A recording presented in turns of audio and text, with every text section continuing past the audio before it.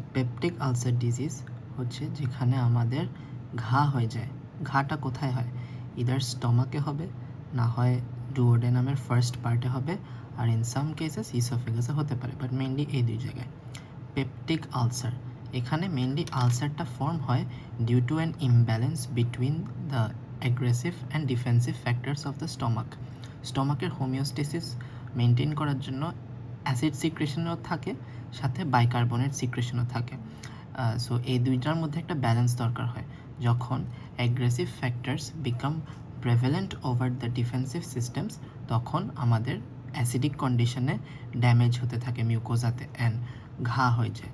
আমরা যদি হিস্টোলজিক্যালি দেখি ঘাটা কতটুকু যায়, এটা আমাদের মিউকোজা, সাবমিউকোজা, মাস্কুলারিস এক্সটার্না, সেরোসা। যেহেতু স্টমাকে একটা ইন্ট্রোপেরিটোনিয়াল অর্গান, সো আমরা এখানে সেরোসা বলবো। এখানে ঘা যেটা হয় ওইটা পিউডির বেলায় মাস্কুলারিস এক্সটার্না পর্যন্ত এক্সটেন্ড করতে পারে, সাবমিউকোজা বা মাস্কুলারিস এক্সটার্না। এটা হচ্ছে ওর ডিস্টিংগুইশিং ফিচার। ওয়ারেলস একটা সিমিলার ডিজিজ যেটা গ্যাস্ট্রাইটিস, ওইটা মিউকোজা পর্যন্তই লিমিটেড থাকে। আচ্ছা, এখন ঘা হলো, ঘা হওয়ার কারণটা কি বললাম? ইদার অ্যাগ্রেসিভ ফ্যাক্টর বেড়ে যাবে, HCl, pepsin, bile etcetera, but predominantly আমরা HClটাকেই ধরবো, অথবা ডিফেন্সিভ সিস্টেমসটা উইক হয়ে যাবে, বাইকার্বনেট সিক্রেশন কমে যায়। গ্যাস্ট্রিক আলসার হলে ওখানে ডিফেন্সিভ সিস্টেমটা উইক হয়ে যায়, বাট ডুওডেনাল আলসার হলে ওখানে অ্যাগ্রেসিভ ফ্যাক্টরসগুলো বেড়ে যায়, দ্যাট ইজ HCl বেড়ে যায়। এখন HCl বাড়ার আরও অনেক কারণ আছে, এগুলো হলো ইন্টারনাল রিজনস। এক্সটার্নাল আমরা ড্রাগস নিলে বা কোনো ব্যাকটেরিয়াল ইনফেকশন বা অ্যালকোহল, স্মোকিং, এগুলোর কারণে HCl সিক্রেশন বাড়তে পারে। এখন if we look into the mechanism, HCl সিক্রেশনটা আসলে হচ্ছে কিভাবে? আমরা আগে এটা আমাদের প্যারাইটাল সেল, যেখান থেকে HCl সিক্রেশন হয়, ওইটা যদি আমরা একটু ডিপলি দেখি, প্যারাইটালস একটা সেলের ভিতরে পানি আর কার্বন ডাইঅক্সাইড থাকবে স্বাভাবিক। তো ওরা একটা very common enzyme, that is carbonic anhydrase, এটাকে আমরা CA দ্বারা ডিনোট করি। কার্বনিক অ্যানহাইড্রেস এনজাইমের প্রেজেন্সে H2CO3 কার্বনিক অ্যাসিডে কনভার্ট হয়। দেন এই কার্বনিক অ্যাসিডটা again gets broken into H+ and HCO3-। এখন H+টা কী করে? একটা পাম্প আছে, পটাশিয়াম হাইড্রোজেন ATPase পাম্প। এই পাম্প দ্বারা সে বাইরে চলে যায়। আর বাইকার্বনেটটা কী করে? সে ব্লাডের দিকে যায়, সো সে ব্লাডে চলে যায়। এখন সে খালি চলে গেলে তো একটা ইমব্যালেন্স ক্রিয়েট হয়ে যাবে। সো ওর বদলে সে কী করে? ব্লাড থেকে একটা ক্লোরাইড আয়ন নিয়ে আসে, তো ক্লোরাইডটা এখানে চলে আসে। দেন এই ক্লোরাইডটা ফার্দার একটা চ্যানেল দ্বারা আমাদের সেল থেকে লুমেনে সিক্রেট হয়ে যায়। তো একদিক দিয়ে আমার হাইড্রোজেন আয়ন সিক্রেট হলো, একদিক দিয়ে ক্লোরাইড আয়ন সিক্রেট হলো, দুইজন মিলে হচ্ছে আমার HCl। এখন এটা হচ্ছে নর্মাল ফাংশন। যখন এই সিস্টেমটা হাইপার অ্যাক্টিভ হয়ে যায়, তখনই বেসিক্যালি অ্যাগ্রেসিভ ফ্যাক্টরসগুলো বেড়ে যায়। এখন এগুলা অ্যাক্সেলারেটিং ফ্যাক্টরস কে কে আছে? প্রিডমিনেন্টলি আমরা ধরবো হিস্টামিনকে। এখন হিস্টামিন হচ্ছে এমন একটা সিক্রেশন যেটা এন্টেরোক্রোমাফিন লাইক সেলস থেকে সিক্রেট হয়। সেলটা যদি একটু নামটা কনফিউজিং লাগে, আমি একটু রিক্যাপ করে দিই। এটা আমাদের একটা গ্যাস্ট্রিক পিট সেল। আমাদের গ্যাস্ট্রিক হিস্টোলজিক্যাল স্ট্রাকচারে ইনারমোস্ট লেয়ার মিউকোজার ভিতরে কিছু গ্যাস্ট্রিক পিটস থাকে। ওই পিটকে আমরা যদি ম্যাগনিফাই করি এরকম পাবো। ওখানে আমরা আমাদের পরিচিত চিফ সেল, যারা পেপসিন বানাচ্ছে, দেন প্যারাইটাল সেল, মিউকাস সেল, ওদের সাথে সাথে এন্টেরোক্রোমাফিন লাইক ECL সেলস পাবো, যাদের কাজ হচ্ছে হিস্টামিন সিক্রেট করা। মানে হিস্টামিন এটা একটা অ্যাক্সেলারেটিং ফ্যাক্টর। হিস্টামিন কি করে? এই পাম্পের অ্যাকশনটাকে বাড়ায় দেয়। এখন আমরা ফিজিওলজিতে পড়েছিলাম দ্যাট অ্যাক্সেলারেটিং ফ্যাক্টর আসলে 3টা। হিস্টামিন ছাড়াও আরও 2টো ফ্যাক্টর ছিল, গ্যাস্ট্রিন অ্যান্ড অ্যাসিটাইলকোলিন, যেটা গাইটনে মেনশনড ছিল। গাইটনের এই অংশে the basic factors that stimulate gastric secretion, এই 3টার কথা মেনশন করা আছে। কেন আমি শুধু হিস্টামিনের উপরই ফোকাস করছি? কারণ অ্যাসিটাইলকোলিন অ্যান্ড গ্যাস্ট্রিন ওরা ইন্ডিভিজুয়ালি এই পাম্পটাকে অ্যাক্টিভেট করতে পারে, ইটস ট্রু, বাট ওইটার এত প্রিডমিনেন্ট এফেক্ট না। ওদের মেইন অ্যাকশনটা আসে ওরা দেমসেলস এই এন্টেরোক্রোমাফিন লাইক সেলটাকে অ্যাক্টিভেট করে দেয়, ওরা ওকে অ্যাক্টিভেট করে দেয়, যার কারণে হিস্টামিন আরও বেশি সিক্রেট হয়। অ্যান্ড এই হিস্টামিনটা গিয়ে এই পটাশিয়াম, হাইড্রোজেন, ATPase পাম্পটাকে অ্যাক্টিভেট করে H+Cl- এগুলো সিক্রেট করছে। একদম ব্রিফলি বললে অ্যাসিটাইলকোলিন M3 রিসেপ্টর প্যারাইটাল সেলের উপর কাজ করে, আর যখন এন্টেরোক্রোমাফিন লাইক সেলের উপর কাজ করে তখন সে M1 রিসেপ্টর, এটা কোলিনার্জিক রিসেপ্টরের পড়া। এখন যখন অতিরিক্ত পরিমাণের HCl সিক্রেট হচ্ছে, যেটা আমার পেপটিক আলসার, একটা আলসার ক্রিয়েট করে দিচ্ছে, তখন আমার যদি এই সিস্টেমগুলোকে ব্লক করতে হয় তাহলে আমি কি করব? আমার মাল্টিপল লাইন অফ অ্যাকশন আছে। একটা করতে পারি, আমি এই পাম্পটাকে ইনহিবিট করে দিতে পারি। আমি যদি এই পাম্পকে ইনহিবিট করে দিই তাহলে আমার H+ সিক্রেট হচ্ছে না। যারা এই প্রোটন পাম্পটাকে ইনহিবিট করে ওদের নাম এটাই, প্রোটন পাম্প ইনহিবিটর, অ্যান্ড ওদের লাস্টে একটা সাফিক্স থাকে যেটা দিয়ে আমরা চিনতে পারবো। So omeprazole, pantoprazole, lansoprazole, esomeprazole, এদের মধ্যে পেন্টোপ্রাজলটা সবচেয়ে লং লাস্টিং, আর ল্যান্সো আর ওমিটা আমরা ইউজুয়ালি ফার্স্ট লাইন হিসেবে ইউজ করি ট্রিটমেন্ট। হিস্টামিনের রিসেপ্টর যার সাথে বাইন্ড না করলে সে অ্যাকশন জেনারেট করতে পারবে না, ওকে ব্লক করি। H2 ব্লকার, হিস্টামিনের রিসেপ্টর H2, তো আমরা H2কে ব্লক করে দিই বাই ড্রাগস যাদের সাফিক্সে থাকে ডিন, সিমেটিডিন, ফ্যামোটিডিন, র্যামিটিডিন। এখন এটা গেল আমাদের অ্যাগ্রেসিভ ফ্যাক্টরসগুলোকে কমানো। এখন আমরা আমাদের ডিফেন্সিভ ফ্যাক্টরসগুলোকে বাড়াতে পারি। আমাদের ডিফেন্সিভ ফ্যাক্টরস ছিল বাইকার্বনেট, এরপর মিউকাস সিক্রেশন, এরপর প্রোস্টাগ্ল্যান্ডিনস। এখন এখানে 3টা অ্যাগ্রেসিভ ফ্যাক্টরের রিসেপ্টর সহ আমি 2টা green colour, that is defensive ফ্যাক্টরের রিসেপ্টর রেখেছি। এই ডিফেন্সিভ ফ্যাক্টর রিসেপ্টরগুলো কী কী? ডিফেন্সিভ ফ্যাক্টরগুলো হলো প্রোস্টাগ্ল্যান্ডিন, সোম্যাটোস্ট্যাটিন। ওরা এই পাম্পটাকে ইনহিবিট করে, সো আমি ওদেরকে বাড়াই দিব, ওদের সিক্রেশন বাড়াই দিব টু রিডিউস মাই অ্যাসিডিটি। আমরা প্রোস্টাগ্ল্যান্ডিনের একটা সিনথেটিক অ্যানালগ ইউজ করি যার নাম মিসোপ্রোস্টল। মিসোপ্রোস্টল দিলে প্রোস্টাগ্ল্যান্ডিনের মতো কাজ করে, সেই পাম্পটাকে ইনহিবিট করে দিবে। অ্যান্ড সাপোজ আমাদের একটা আলসার ফর্ম হয়ে গেল, এখন এই আলসারটা স্প্রেড করার আগেই আলসারের যে বেস আছে ওখানে আমরা নতুন একটা ড্রাগ দিই যেটার নাম হচ্ছে সুক্রালফেট।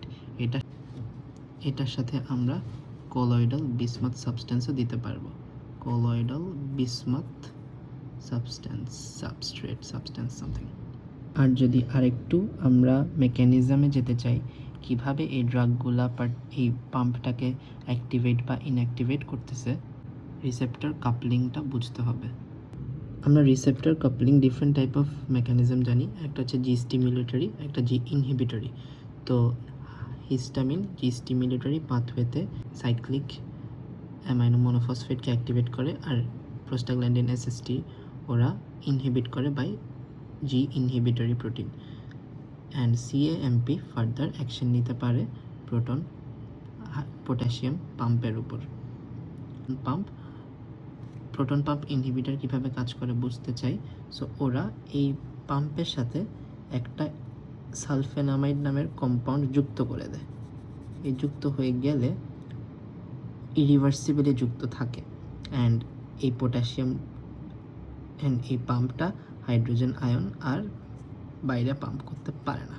সেখানে যে কম্পাউন্ডটা তৈরি হচ্ছে এটা একটা স্ট্রাকচারালি সালফেনামাইড।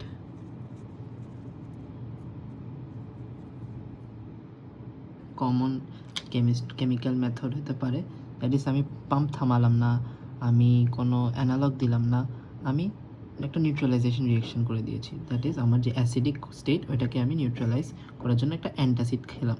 এটা কিন্তু আমাদের ফার্মেসিতে ওভার দ্য কাউন্টার পাওয়া যায়। অ্যান্টাসিডসে আমরা sodium bicarbonate, aluminium hydroxide, magnesium hydroxide, হ্যাঁ এগুলো আমরা ইউজ করতে পারি। অ্যান্ড এটার কারণে H+টা নিউট্রালাইজ হয়ে যাবে। সো আমার HCl সিক্রেশন কমবে না বা বন্ধ হবে না, এটা জাস্ট নিউট্রালাইজ হয়ে যাবে।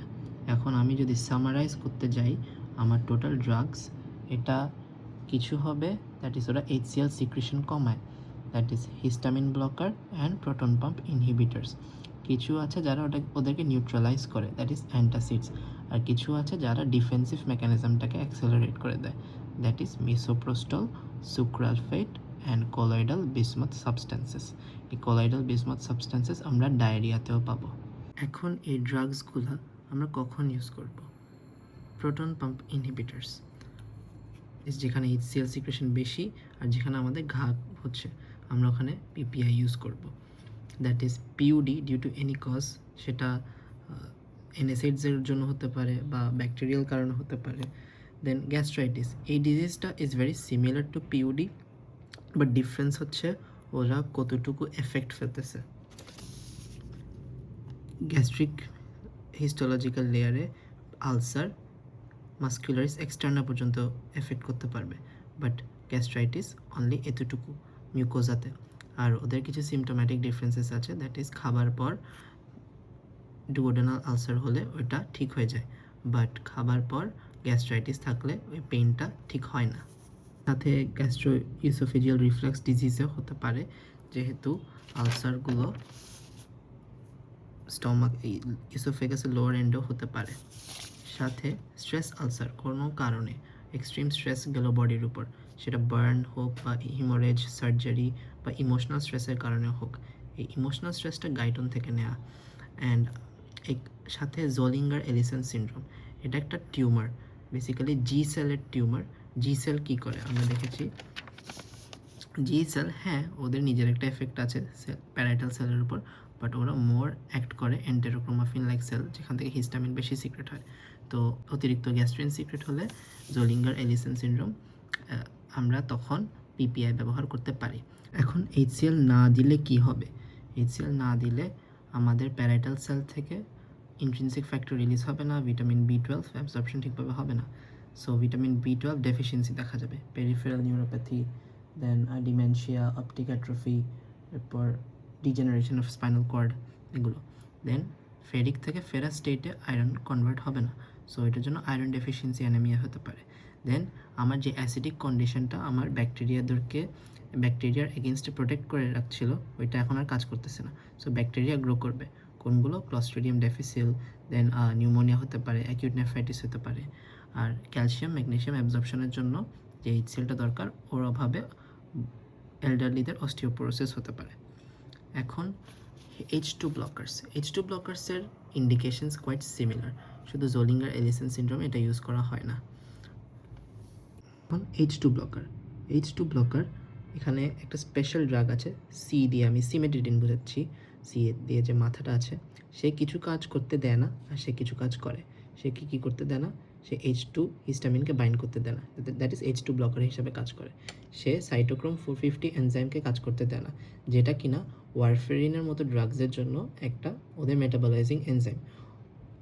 ওকে যদি কাজ করতে না দেয় তখন ওয়ারফেরিন টক্সিসিটি গ্রো করবে, এরপর সাথে অ্যান্ড্রোজেনকে সে অ্যান্টি অ্যান্ড্রোজেনিক অ্যাক্টিভিটিস শো করে। সো অ্যান্ড্রোজেনের অভাবে কী হতে পারে? অ্যান্ড্রোজেনের অভাবে গাইনিকোমেস্ট্রিয়া হতে পারে, হাইপারপ্রোল্যাক্টিনেমিয়া হতে পারে, লিবিডো কমে যাবে। এগুলো হচ্ছে সে করতে দেয় না, আর যা করতে দেয় তাহলে সে ব্লাড ব্রেন ব্যারিয়ারকে ক্রস করে headache, confusion etcetera symptoms show করতে পারে। সাথে সে প্লাসেন্টাকেও ক্রস করতে পারবে। তাহলে উই ক্যান আন্ডারস্ট্যান্ড ও নট ইন্ডিকেটেড ফর প্রেগনেন্সি, এটা contraindication.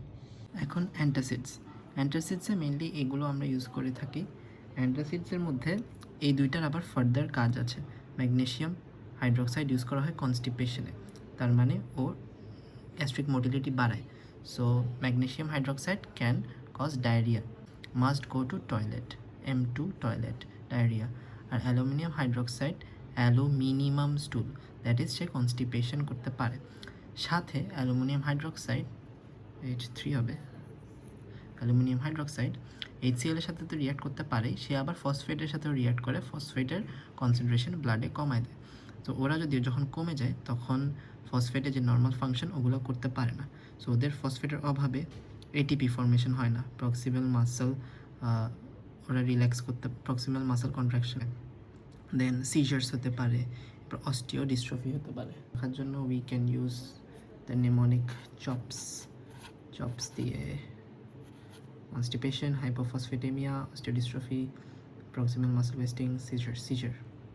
Line of treatment, HCl অনেক কারণেই বেশি হতে পারে। যদি এটা NSAID ইনডিউসড হয় আমরা এটা জানতে পারবো থ্রু দের ড্রাগ হিস্ট্রি। এটার জন্য ফার্স্ট লাইন হবে stop that NSAID, then start our proton pump inhibitors, H2 blockers, and একটা স্পেসিফিক ড্রাগ আমরা মিসোপ্রোস্টল ইউজ করতে পারবো, যেটা কিনা ছিল আমাদের synthetic analogue of prostaglandin E গেল। এরপরে এইচ পাইলোরি ইনফেকশন, এটা আমি স্টুল এক্সাম করে বুঝতে পারবো মানে এইচ পাইলোরি আছে কিনা। তো এটা যেহেতু একটা ব্যাকটেরিয়া, দিতে হবে অ্যান্টিবায়োটিক্স, একটা পিপিআই দিব, সাথে ক্লারিথ্রোমাইসিন অ্যাম্পিসিলিন এই ডোজে দিব। এখন যদি দেখি এখানে কোনো একটা অ্যান্টিবায়োটিক্সের কাছে সে রেজিস্ট্যান্ট কালচার টেস্টে দেখা গেল, একটা সেকেন্ড লাইন অপশান থাকবে, এখানের মধ্যে টেট্রাসাইক্লিন অ্যান্ড মেট্রোনিডাজোল দেওয়া হবে। আর যখন সে ঠিক হয়ে যাবে, সাথে ল্যান্টোপ্রাজল কন্টিনিউ হবে 30 মিলিগ্রাম। আর যদি দেখি ব্লিডিং হচ্ছে, পেপটিক আলসার অনেক সিভিয়ার ব্লিডিং হচ্ছে, তাহলে প্যান্টোপ্রাজল দিব। Thank you.